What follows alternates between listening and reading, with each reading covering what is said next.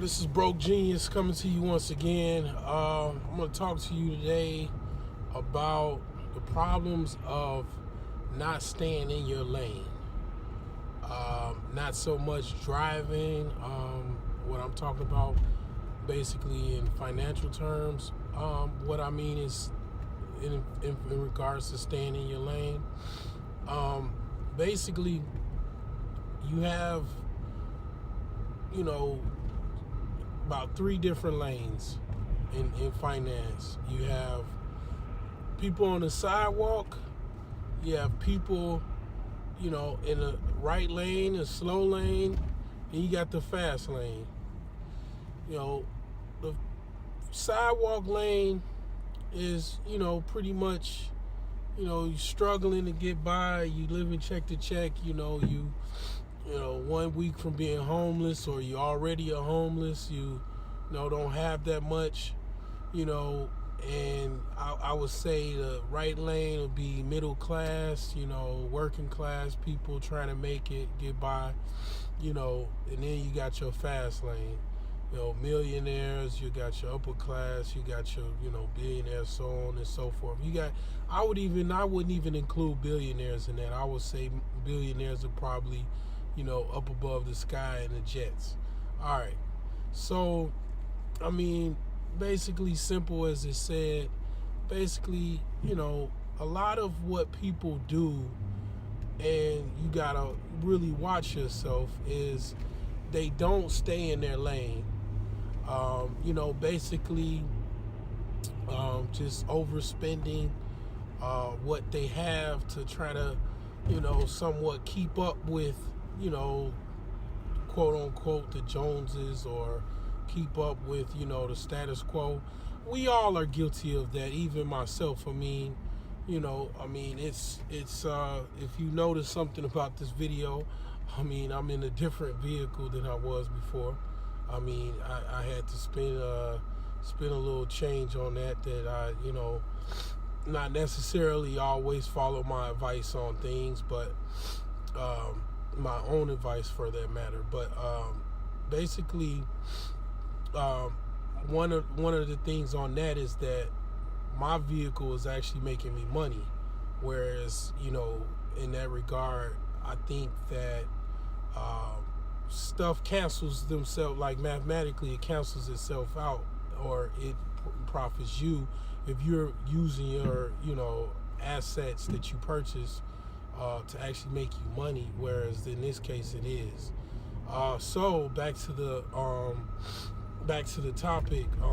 Basically, a lot of things that people can avoid by working themselves to the bone, going to school and getting student loans, and basically having to torture themselves and stay with their parents and sleep on the couch and all of this stuff and sacrifice, when you could just basically stay in your lane.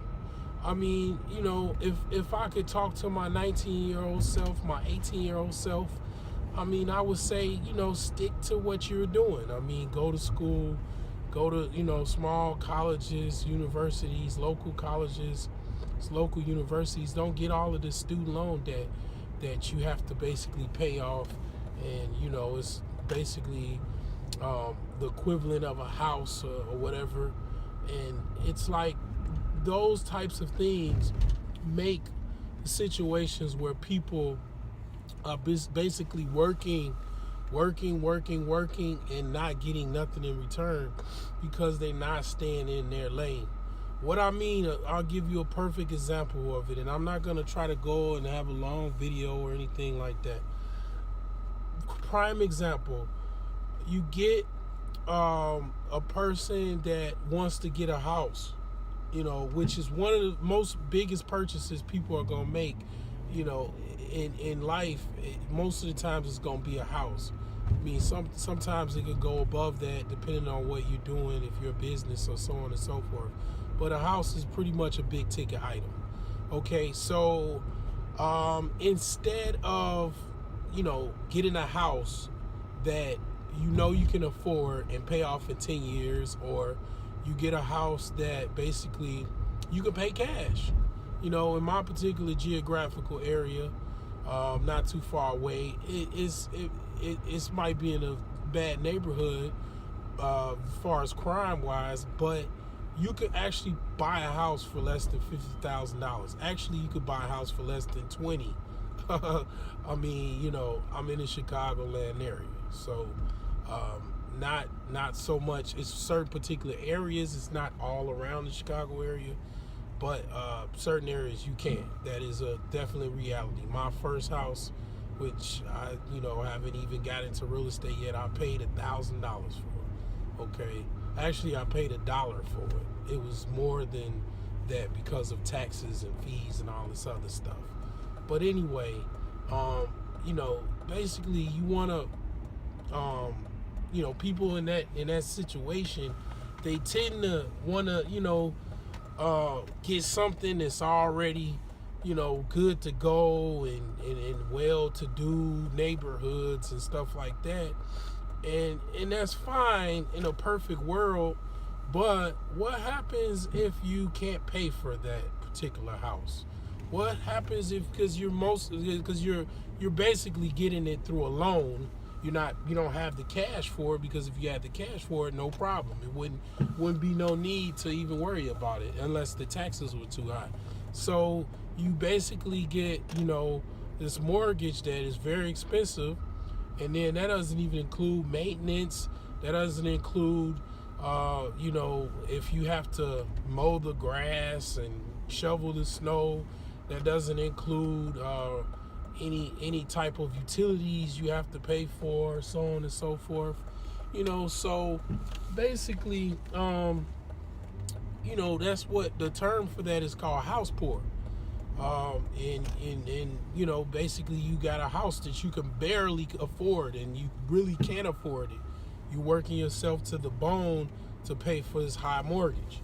So that is what I mean, for example, of not staying in your lane, you know. And then you have people that are, you know, trying to be wealthy to stay up with, you know, living in wealthy neighborhoods and stuff like that, and trying to live the fast lane when they really should be in the right lane, you know, and so on and so forth. And I mean, it's just a big problem. A lot of things I find that it's just universal is that people do not have the capital to live the lifestyle that they want to live, so therefore they get it on credit and they pay through their teeth, and then they're kind of depressed and pissed off about it because, yeah, they have things and they live in a nice neighborhood and their kids are safe, but they're paying through their teeth on it.